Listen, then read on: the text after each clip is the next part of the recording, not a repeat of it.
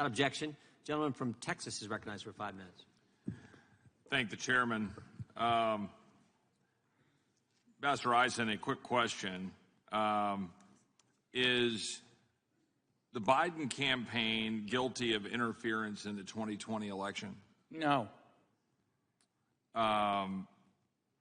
Did President Biden say repeatedly, and did the Biden administration repeatedly declare the Hunter Biden laptop Russian disinformation?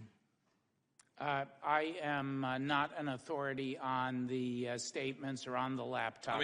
Come on. Was that not repeatedly stated by the President of the United States and the President's campaign? For example, did President Biden not say in a debate, look, there are 50 former national intelligence folks who said that what he's accusing me of is a Russian plan. They have said this has all the characteristics. 5 former heads of the CIA, both parties, said we're saying it's a bunch of garbage. Nobody believes it except him and his good friend Rudy Giuliani, and they go through and talk about it. Was that not a central feature of the campaign in 2020 by President Biden? I do think it's very important to distinguish between the vigorous debate that we've seen here today, extremely vigorous, and a violation of Was Hunter Biden convicted this week based on evidence obtained in that laptop? In part, yes. Yes. Hunter Biden was convicted this week in information that was brought out from that laptop, which President Biden and his campaign repeatedly referred to as disinformation in the 2020 campaign. So the former president is or is not guilty, or is not, engaged in activity that could be described as election interference. There's a difference between falsifying documents to cover up and let's talk to interfere with an election by, if I may finish my sentence. No. It's my time. There is a difference between breaking the law and political debate. Okay, so let me ask you this question. What is the first date of a crime that is alleged to have been committed by President Trump? The actual date of the crime.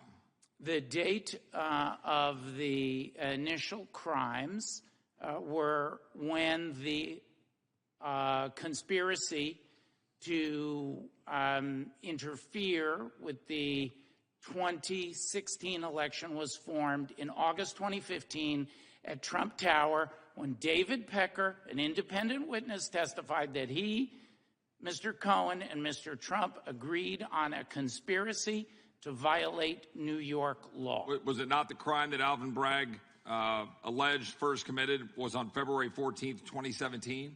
That is the actual crime? That is when the cover-up occurred.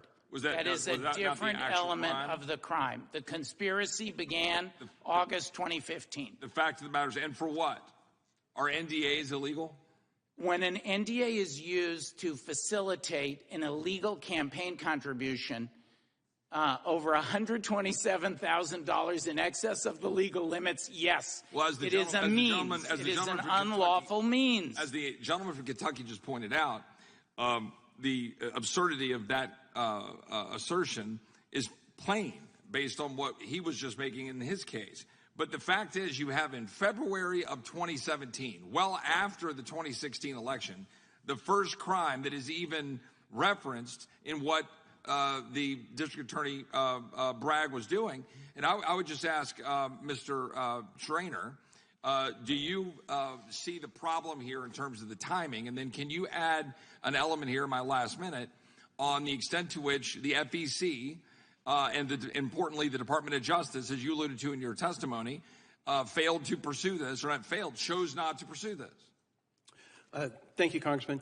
The Department of Justice investigated this very vigorously. In fact, they asked the Federal Election Commission to abate our proceedings for over a year for them to go in and investigate this. They investigated all of the individuals involved in all of the money that was being talked about in this idea that there was some sort of conspiracy. They took to a grand jury and got nothing back from it. The only reason that they ultimately concluded to prosecute Mr. Cohen is because he admitted to a crime in a plea deal.